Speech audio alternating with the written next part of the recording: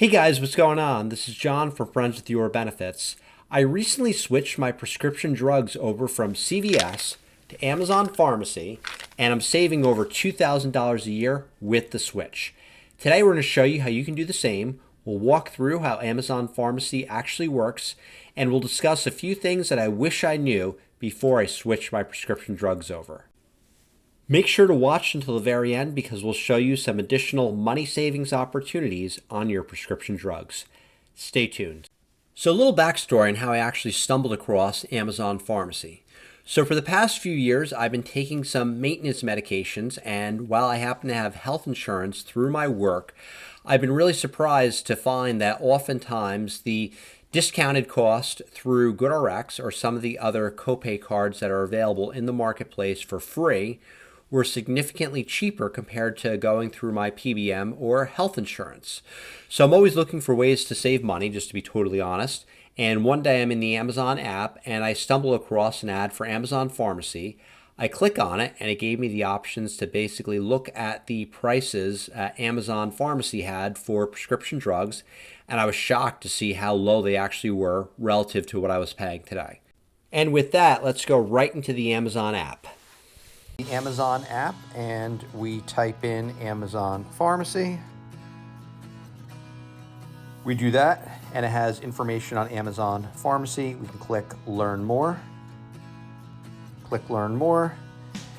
And it says search Amazon Pharmacy above. Below that it talks about a money saving program for very specific insurance plans.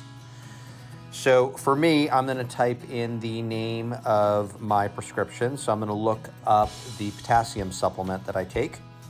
So it's the first one on the list. Touch that. Prescription required. With insurance, estimated $4. Without insurance, $8.90. Significantly cheaper than my current pharmacy. And now I have to go fill this out. So I have a very, very high dose, as you may have heard in other videos. So I'm going to click 4 tablets per day. Day supply, I'm going to do 90 days. Estimated insurance price, $49. Again, I mean, this was costing me over $100 with CVS, so that's a huge steal for me. But it says, note that the final price varies based on your insurance. So before we actually move the prescription over, we will find this out. And then on top, it's worth noting that this prescription is FSA or HSA eligible. Now we're going to try to transfer the RX to Amazon Pharmacy.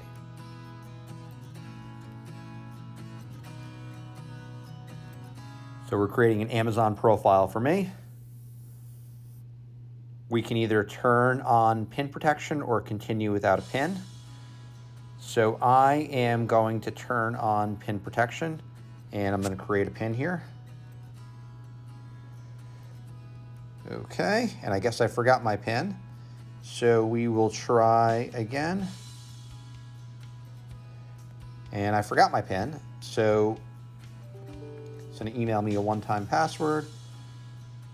We're going to get the message. We're going to reset it. We put it in. And now I'm going to get to enter in a new PIN. We entered in the new PIN. And now, so one thing that's not great here is I have to re-enter in all the information after I entered in my PIN. We'll go with 4 tablets per day. Supply, 90 days again. Scroll down, transfer RX to Amazon Pharmacy. Okay. Now share instructions with your provider. Transfer your prescription from another pharmacy. So let's try that. So we are going to type in the pharmacy name, so CVS. And here are the list of all the CVS's by me. So we are going to type in this one. And they're saying we're experiencing long wait times from CVS. We recommend entering your prescriber information below for a faster transfer. So let's see what happens right here.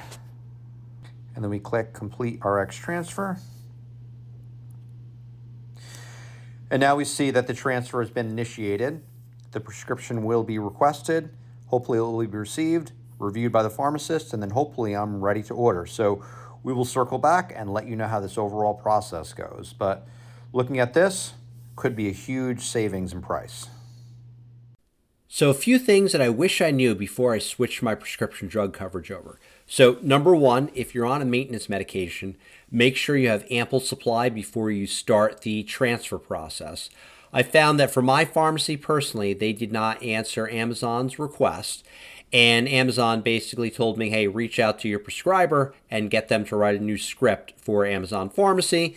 The customer service at Amazon Pharmacy was decent, but I feel they didn't go that extra mile to really reach out proactively to my prescriber to get the medication. So number two, make sure you have enough storage space for your prescription drugs before you switch over to Amazon Pharmacy. So let me show you something. This is a bottle of a 30-day supply of one of the medications that I'm taking through CVS, right? And I typically get a 90-day supply, so it's 3 of these big bottles right here, or tall bottles, because that saves the most amount of money. I switch over to Amazon, and I'm expecting the same size bottles, right? So what a 30-day supply equivalent is, it's 3 of these bottles. Okay, no big deal, but I take a 90-day supply. So let's see if I can actually fit these all on camera.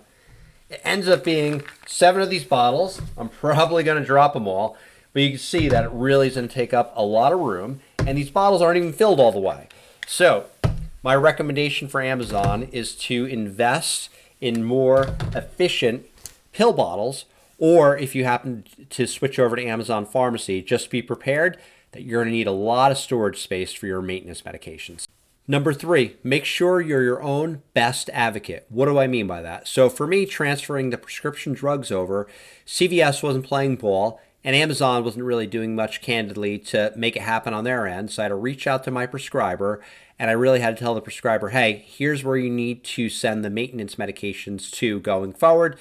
They were able to do that, and then I was able to ultimately get the prescription drugs switched over, and then I got them in a matter of time.